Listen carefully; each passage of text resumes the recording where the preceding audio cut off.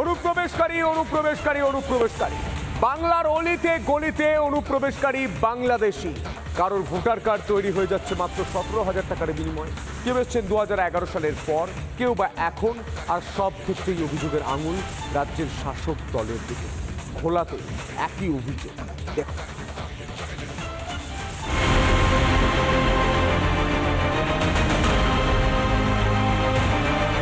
প্রায় 2 মাস ধরে সোদপুরের আশীর্বাদ অ্যাপার্টমেন্টে বৈধ পরিচয়পত্র ছাড়াই বসবাস করছিল 2 রোহিঙ্গা অনুপ্রবেশকারী। এই অ্যাপার্টমেন্ট থেকেই পুলিশ দুজনকে গ্রেফতার করেছে, যেটা সন্দেহ করা হচ্ছে তারা এই দেশের নাগরিকই নন। অন্তত এই আবাসনের অন্যান্য যারা বাসিন্দারা তারা যে অভিযোগ করছেন, এই আবাসনের 4th ফ্লোরে যে দুজন কেয়ারটেকার হিসাবে থাকছিলেন তাদের কাছে ভারতের কোনো পরিচয়পত্র পাওয়া যায়নি। ভাড়া নেওয়া ফ্ল্যাটে কাদের রেখেছিলেন অদিতি দেবী?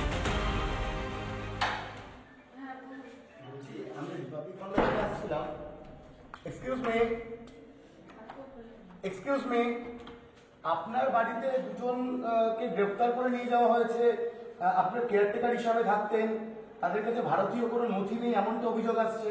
এই অ্যাপার্টমেন্টের এই ফ্ল্যাটের ভিতর থেকেই গ্রেফতার করা হয়েছে দুজনকে, যাদের নাগরিকত্ব নিয়ে প্রশ্ন হচ্ছে। সেখানে আরো একবার পুলিশের ভূমিকা, রাজ্যের প্রশাসনের ভূমিকা, তার পাশাপাশি সাধারণ মানুষের নিরাপত্তা নিয়ে প্রশ্ন উঠছে।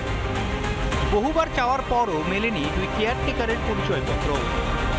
আমরা যখন ফ্ল্যাট ওনারদের বলি আমাদের ডকুমেন্ট জমা দেওয়ার জন্য, ওনারা তখন ওই একটা ডকুমেন্ট জমা দিয়েছে যেটা আমরা স্যাটিসফাইড ছিলাম না।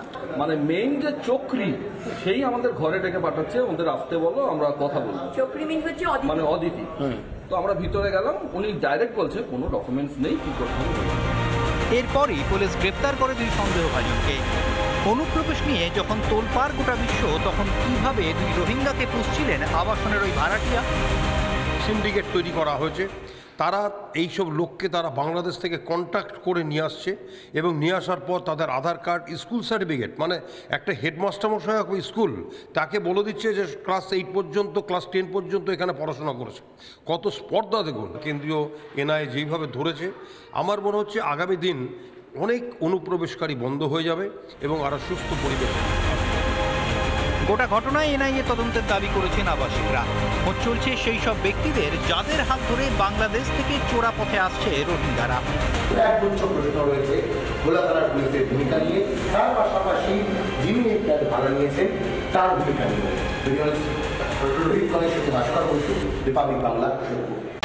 নানা ধরনের কন্টেন্ট দেখার জন্য লাইক করুন, শেয়ার করুন আমাদের ফেসবুক পেজ, সাবস্ক্রাইব করুন আমাদের ইউটিউব চ্যানেল।